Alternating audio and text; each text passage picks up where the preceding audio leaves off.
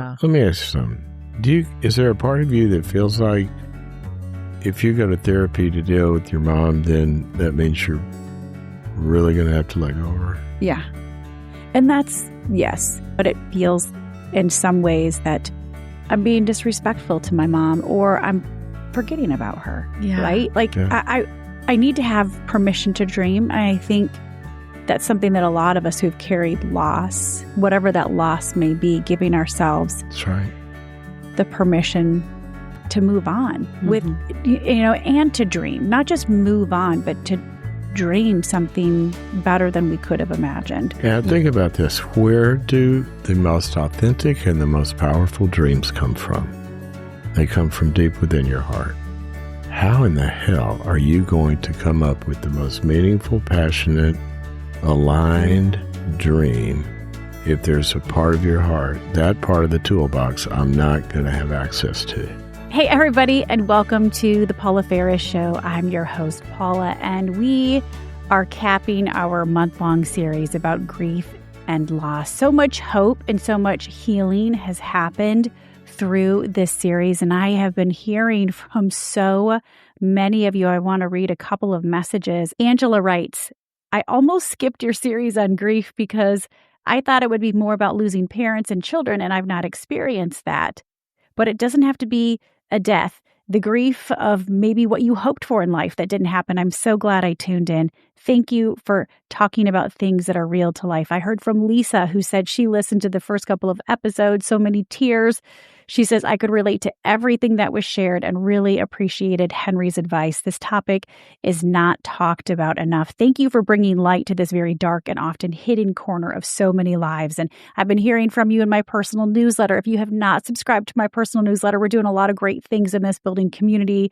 Just gave away 5 copies of Lisa TerKeurst's upcoming book, which is about an unwanted divorce. So we do giveaways, community. You get to hear about things that are happening on the podcast before anybody else does. But even in the newsletter, people are talking about the death of a marriage, the loss of a life that I thought I would have, losing their church, losing a job, losing a grandparent, a mother, a brother. And this one got me. I'm grieving the relationship with my mom. She's still alive, but after so much, the relationship was toxic.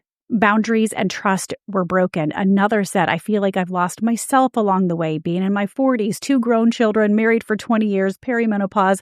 I just feel like I don't know who I am anymore. So losing ourselves. And then also this one, which got me, the loss of the mother I used to know before she suffered from dementia. And this isn't talked about enough. And I'm so glad that we could shine a light on it and provide hope and healing, but share it with your loved one, share it with your friends, share it with your family. And if you could rate and review this podcast, it just ensures that we continue to have conversations like this and bring much needed topics to light. So if you could just take a second to write a review, rate the show, and share it, and subscribe if you haven't, that would mean a lot to me. So we are putting a button on this month-long series. And in this episode, we're talking about giving ourselves the permission to dream again after grief and after loss. And for me, you're going to hear, I'm struggling with this because I feel like if I grieve certain losses, then especially with my mom, I'm going to be forgetting her, or maybe I'm disrespecting her. I know that sounds weird, but that's just kind of where I am. I'm working through that, and you'll hear more about it in the episode. But we have to give ourselves the permission to dream again. How do we do that? There will be a lot of hope in this episode. You're going to hear the latest on therapy, my journey with therapy, why therapy is so important for all of us, and how to find the right therapist. And then the battle that we have to get through to fight for love. We don't have to give up on love and the fulfillment of dreams, but we have to fight the war. Wait until you hear this analogy. And as I've been doing this whole series, I've been sharing your personal stories of grief and loss. Thank you for sharing those with me. I'll be sharing Mel's story, and Mel is a friend of mine from church. So I think her story is going to touch so many of you. But without further ado, the final episode of our series, and this one's all about giving ourselves permission to dream again. And stick around for my takeaways at the very end and to hear Mel's story. All right, you guys have talked about therapy so much, and I have a bit of a confession. I have not gone to therapy. What? Well, it's time. I've been to a therapist a handful of times. First time was when my husband and I were separated earlier in our marriage. The second time was when we were having issues in our marriage. The third time, I think, was also when we were having issues in our marriage. And then the fourth time was when my sister and I were estranged just for a short period of time, and we have since worked through that. I've had a hard time finding a therapist. To me, I just need to find the right therapist. And it's worth doing that work. I don't know where to look. And I've asked a couple of friends for recommendations. I mean, honestly, this has been the most therapy I've had besides reading my Bible, talking to people about it, praying about it. It also, talking to a therapist, again, feels vulnerable to me. Like I love it. It's this person who is not invested. They don't care what your parents think. They don't care what your friends think. Yeah. They don't care what your audience thinks. My counselor actually doesn't even care about me. She cares about my health. Yeah. So she actually doesn't even care what I want. She wants me to do the thing that is most healthy for me. It has been the most life-changing practice. I think I'll go to therapy for my whole life. How do you find the right therapist? Because I went to a therapist and I didn't like her. I felt like I had to carry the conversation on for an hour. And I'm like, are you going to get anything out of me? You know, are you going to ask me any questions? Well, you need another therapist. but listen, when you said, but therapy feels vulnerable. God, I hope so. Right. I know. It feels like weakness. And then I'm like, I hope so. Vulnerability is not weak, though. I It's know. not weak. I messed up, it is weak, but it's not bad. You didn't mess up for starters. I think messed up. vulnerability I is think so. strength. I think It is. leads to strength. It produces strength. It's part of strength. You know, a baby is vulnerable. Right. They're weak, but their vulnerability enables them to trust, and they take in the milk, they take in the food, and their vulnerability leads to incredible strength that they internalize. Mm-hmm. But without trust, without being vulnerable, there is no life. Yeah. Life comes from vulnerability. It's your greatest strength. Mm-hmm. Okay, you all have to hold me accountable. It is the place I'm most vulnerable. Right. In a world where, because we all four have public lives, in a world where I am very conscientious of where I'm allowed to be vulnerable or where I've chosen to be vulnerable or not, when I sit down on that couch, I'm like, let her rip, Tater Chip. She signed a piece of paper and I've paid her money. And I could sue her. She can't tell. I can say the worst thing I think. I can say the scariest thing I think. She cannot tell anyone. Right. But it's out loud. And then when I am in the world, it isn't bubbling out of me or making me feeling like I have a trailer I'm pulling behind me. Right. Because my counselor has, and I have walked through that. And I've said things to my therapist before, like, I don't have anyone in my life that I can say this out loud to, and I need to say it. Good. Yeah. And I can't speak to your situation of how to find a therapist, but I will share, because this has been helpful for other people. When Matthew and I started going to counseling, we didn't have a lot of room in our budget for a therapist that was, $200, $250 an hour. Our insurance didn't cover it. And so we actually found a therapy practice that was therapists in training. It was extremely cost effective. And I've had so many therapists since reading my book say, I'm so glad you mentioned that, because I think sometimes people think that they can't go to a therapist because they financially don't have the means. But there are ways to find like more affordable therapists if your insurance doesn't cover therapy. But it was the most important thing I did in my healing journey. What does the word therapy mean? I don't know that answer. It means healing. So healing takes place in a lot of different contexts and with a lot of different kinds of people. It can be a friend, it can be a mentor, it can be a grief group, it can be a support group. But two things are important. Whoever you're with, they got to bring something to the party. And basically, those two elements are some sort of energy, some sort of support, compassion, all of that provides the fuel, and then some sort of intelligence that organizes the process. And if they've got wisdom, probably the therapist in training, at least they provided a safe place where you could begin to talk and process. They probably had some kind of wisdom to bring there. They're studying stuff. You can find this in a lot of different things. I really, really encourage people to go to grief groups. They're all over the place. That's I've heard. They're free. People have told me that there are specific grief groups for losing a parent or losing a mother. Right. So grief groups for, losing a family member or losing an a infant. young loved one. It's interesting to hear you say that what counselors offer, because it's very similar to what you said a few episodes about what people offer when they step into your grief. Presence and structure. Yeah. And I'm like, that's the same thing counseling offers is presence and structure. And look at it this way. if you've got a financial problem, okay, you're not a CPA, you're not a CFO. You've probably got somebody in your friend group that's really good with finances, and can I talk to you about my money and what I'm doing? And they can help you. What they may say is give you very, very good stuff, but they say your particular situation is pretty complicated.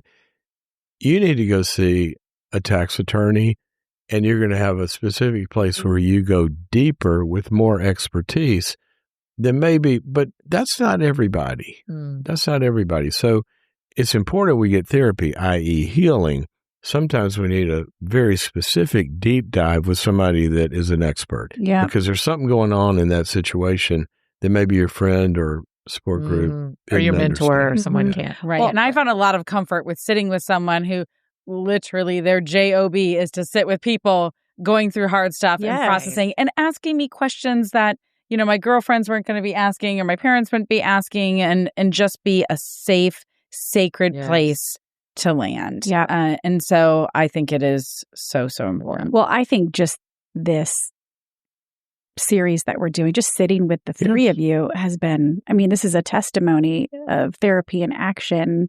The two of you aren't therapists. You are, Dr. Cloud, but this has been very healing for me. This is the 4th episode of this series. I already feel emotionally so much better just talking about it. Yes. And you know what, Paula, as we've gone through this, God, there are like 37 times when you said something, I wish I could have pushed that button a little further or ask you a question or whatever.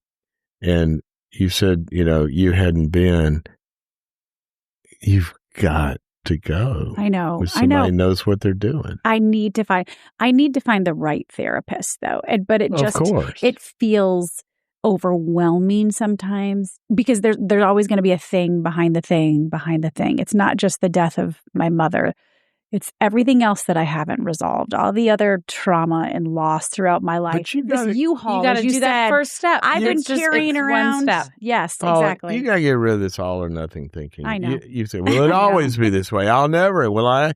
I'm sorry. Will you just take a step? I do need therapy. So, but y'all are going to hold me accountable. Yes, please. I'm going to ask you. Also, I have a question for you about how are you going to know the right therapist? What do you need? I need somebody that's going to drive the conversation because I'm always the one that, the interviewer, the one that's moderating the conversation that keeps it going. One in control. Yes. I don't know that I've ever had a counselor where they drove the conversation. Really? I sit down with my journal and my list and I say, here's what I'm working through. Can you help me? Or will you listen? Okay. So I show up with a list of what I'm wish processing. I were your therapist. I also show up would with you a mess me list. up? Are you really? worried about me? I like a list going in because I want, I'm spending a lot of money. So I want that time to be valuable. So I usually go in. Yeah, with so like, I've just never had a therapist who drove the conversation. Well, I just want them to ask me the right questions. A good To therapist get will. to feel like I'm we're getting somewhere. Of course. Instead of just sitting down and be like, how are things going? No, ask. You're almost probing describing like I questions. feel like a parody of therapy. I mean- and so yes, we're going to help you. Okay, Yeah. great. Yeah, I like somebody. I'm a truth teller. Maybe that's just my personality, but I want somebody to ask me tough questions. I want to get to the thing behind the thing with a safe person, but I want them to ask me the tough question. And when they're just asking me softball questions, and then I feel like I have to keep talking. But did you do 10 appointments or did you do one? No, I probably went like 6 times. I went most recently when my sister and I were estranged, which thank God we've worked through that. Yeah. And we're closer than we've ever been, even though we are so different, y'all. And it helped. It was the thing, therapy was the thing that really saved the relationship with my sister. All right, you guys, you've been hearing me sing the praises of my cozy earth sheets for some time now. And I've got one question for you if you haven't purchased a set yet. What are you waiting for? My cozy earth sheets literally the only thing that's keeping me cool at night. I don't totally understand the science behind these sheets, but I know they work. They're made from bamboo, so they are going to naturally wick away the heat and moisture from your body, and that helps you sleep several degrees cooler. Plus, they have a 100-night sleep trial. Try them out. If you don't love them, return them hassle-free, but trust me, you're going to want to keep them, and they have a 10-year warranty. You can go to CozyEarth.com, use my code Paula for up to 20% off. Again, go to CozyEarth.com, use my code Paula, Paula, for up to 20% off. Because home isn't just where you live, it's how you feel. Let's go home with Cozy Earth and sleep cooler. Let me ask you something. Is there a part of you that feels like if you go to therapy to deal with your mom, then that means you're really going to have to let go of her? Yeah. And that's, yes.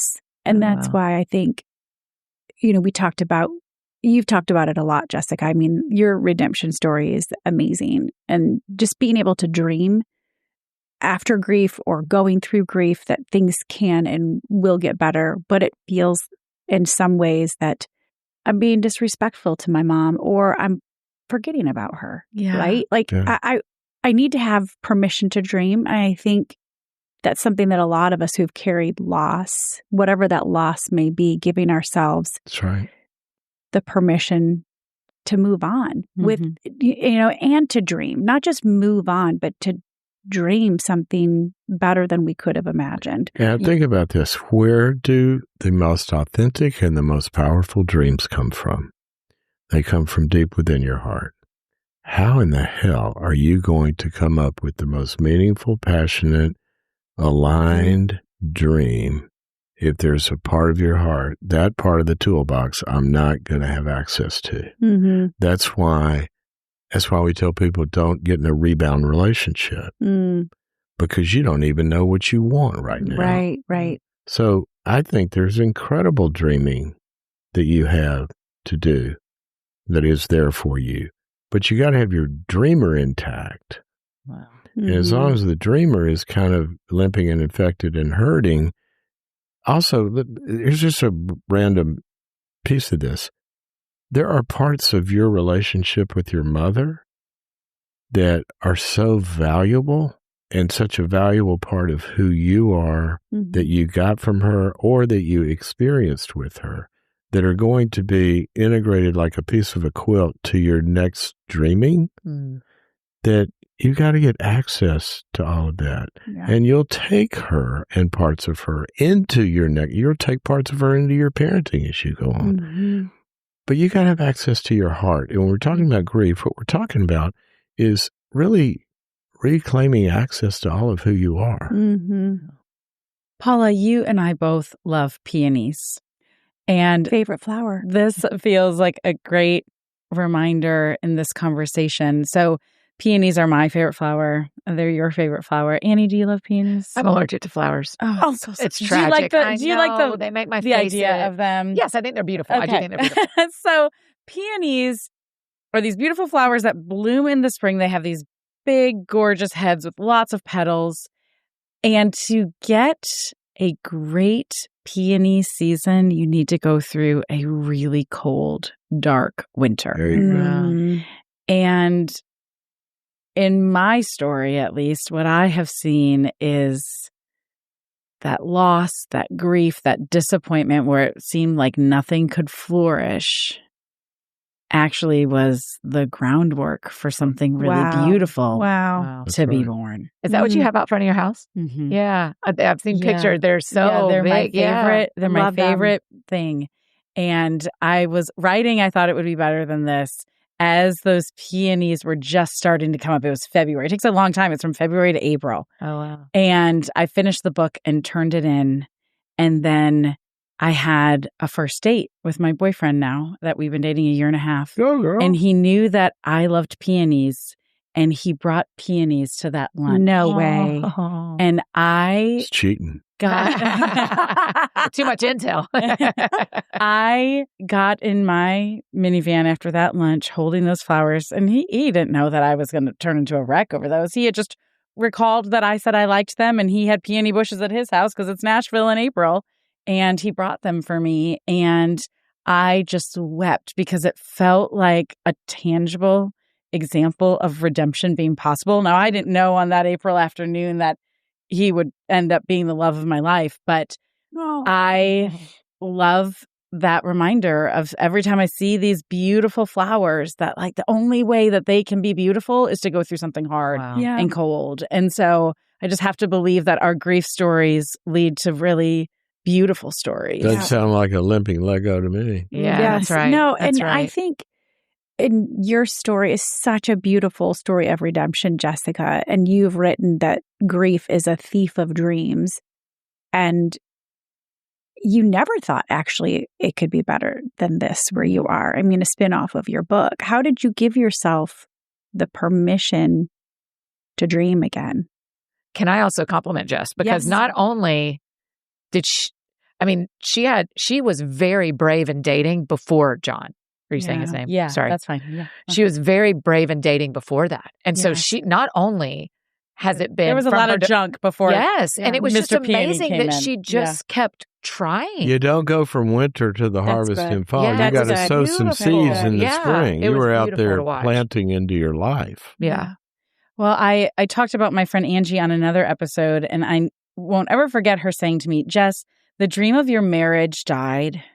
We can't let another dream die. And she was talking about the dream of me not working in corporate America anymore and going full-time on my own and being a full-time influencer. And I think her saying that unleashed something in me that like, yeah, just because one dream died of what I expected my life to look like, it's not going to look like that anymore.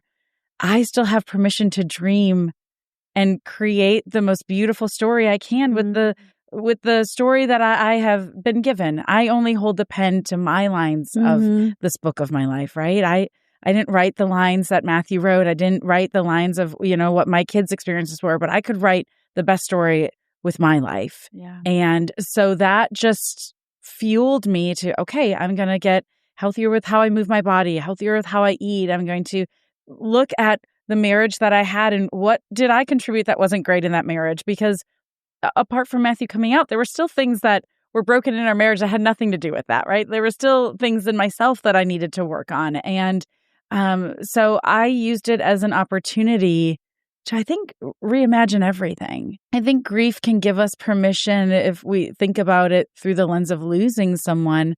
What would that person want for us? Each one of us at this table have said different versions of that over the course of these 4 episodes. And I think loss can inspire love and dream and possibility. And I think that there's just a lot of opportunity with it. And I'm grateful that that's the choices that I've made in my story. And it has been really beautiful beyond my wildest dreams. And Annie, what do? You talked about the loss of your nephew, TJ, but you also talked about grieving the loss of a life you thought you wanted, and in some ways you still want. You've said publicly, I want to be a mom, I want to be a wife.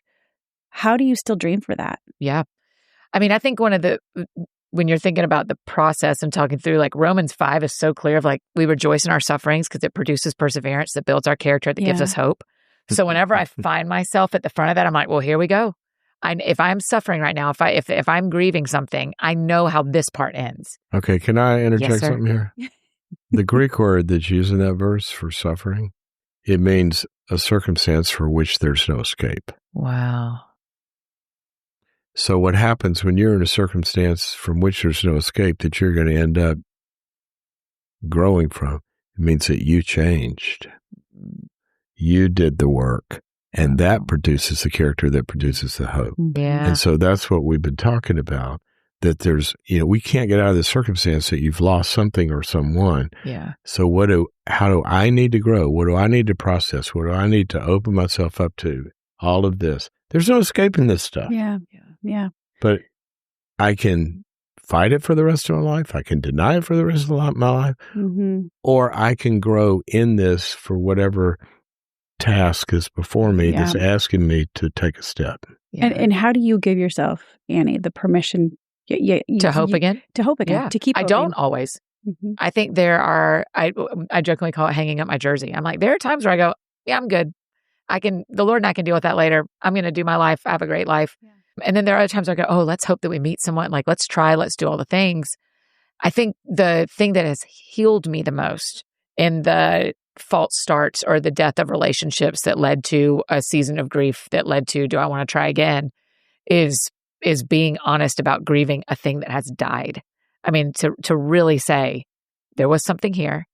In some ways, I've never been pregnant, but in some ways, I have always related to people who have miscarriages in my singleness because it's not just that you're carrying a baby, it's that you can envision a life with that person in your family. Yeah. And so when a miscarriage happens, it is so much more profound than a lot of times we talk about, because it isn't just that you lost a child, it's that you lost the dream of what the life with that child would be. Yes. And that is true in dating too, that if you are dating well, you are going, is this the kind of guy that can meet my family? Is this the kind of guy that I could spend Christmas with? Is this the kind of guy that I could get old with? Yeah. And then when that relationship ends, you go, man, not only did I lose this, I lost the picture. That's right. It's like a battlefield is how I describe it in the book. It's like you're looking at so many other deaths. It's not just one single thing. Yeah, that's right. It is a battlefield. What is to hope again? To hope again for me has always been anchored in, do I have a great life now? It's balancing the contentment with still this dream. Yeah, that's right. Not letting one go. Mm-hmm. I don't believe that you have to let go of, I have a great life. I also don't think, I feel like in youth group, they used to say things to us like, when you're content is when God will give you what you want.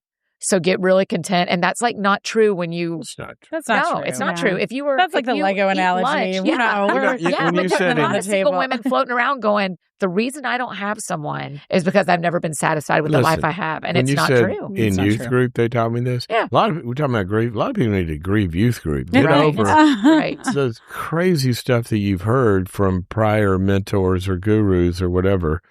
And a lot of people are trapped by that kind of stuff, that they just feel locked up by somebody's voice. Yeah, that's right.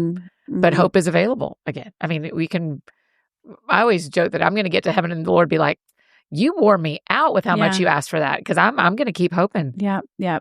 And I'm so glad that we all are believers in this room. I know I'm going to see my mom and dad again. Mm-hmm. I know I'm going to see the 3 babies that I miscarried, hopefully too. Yeah. But I literally can't imagine saying goodbye to my dad, saying goodbye to my mom, and never knowing that I'll see them again.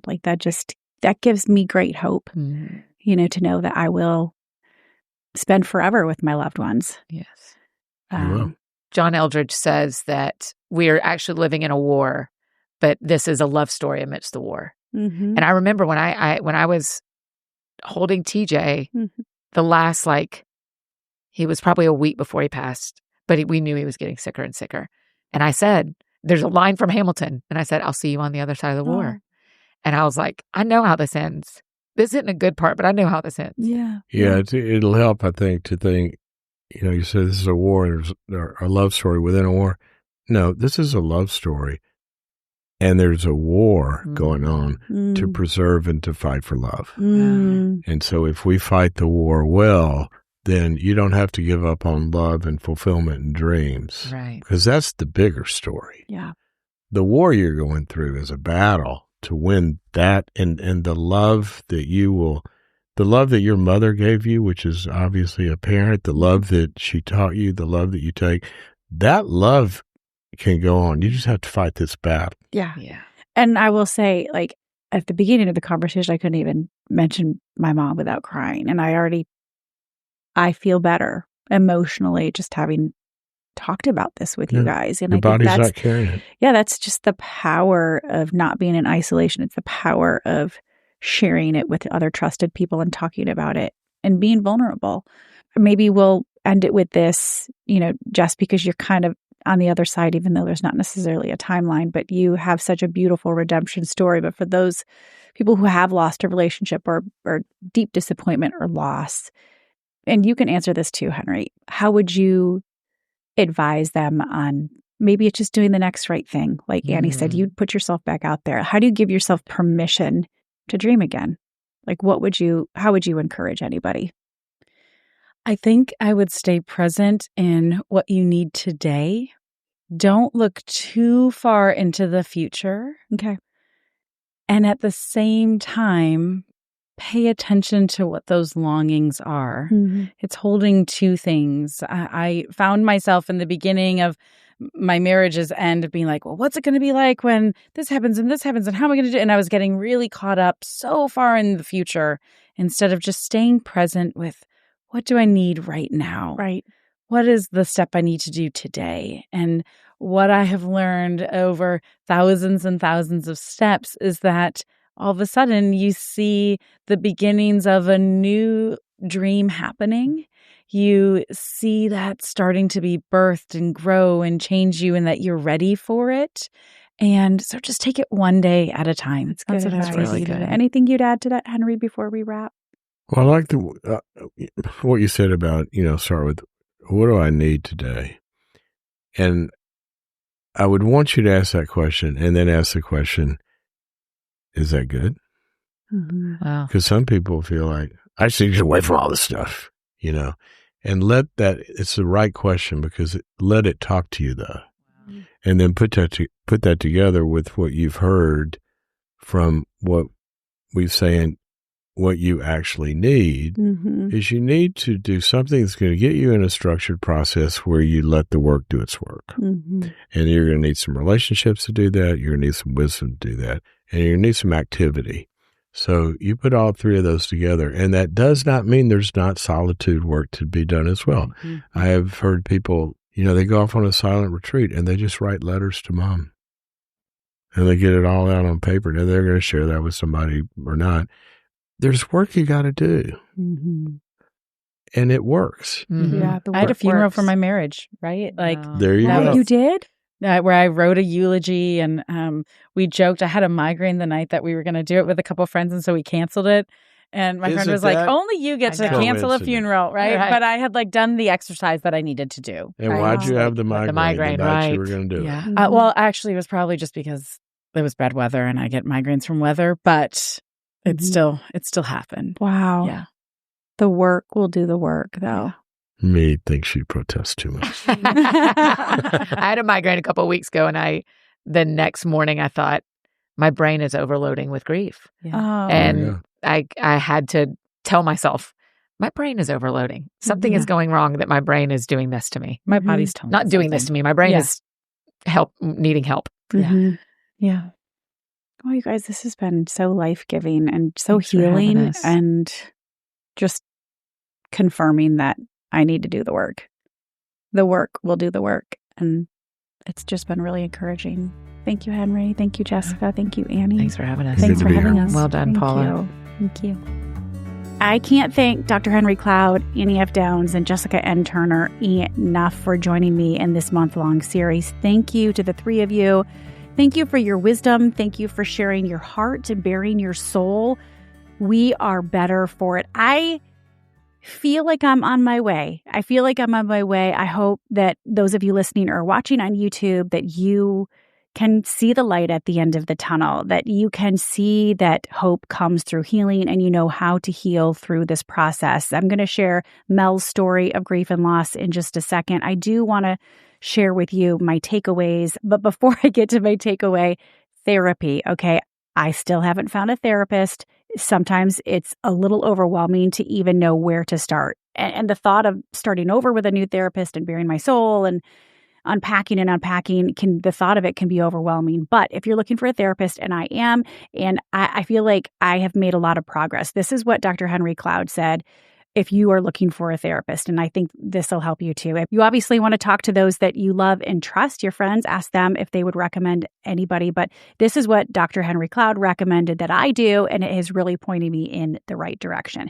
He says, my usual strategy is to ask people who refer a lot of people because they tend to hear back about the results. So ask your OB-GYN, ask a family doc, ask a divorce attorney or a pastor because they refer a lot and they're going to hear about who's doing really good work in this area. So I reached out to my doctor, my family doctor, and she gave me a bunch of names And that has really been helpful in pointing me in the right direction. I've also started looking into grief recovery groups. I think I mentioned that in the last episode. Everybody's kind of like halfway through their session, but thinking about joining a grief recovery group as well. So there's help out there. It is necessary to get therapy, as Annie and Jessica both attested to. And even Dr. Henry Cloud, he said sometimes the shrink needs to see a shrink too. So we all need to talk about this stuff, and don't do it in isolation. Talk to trusted friends as well, but don't be isolated in your grief and your loss. So my big takeaway from this episode, besides just feeling really hopeful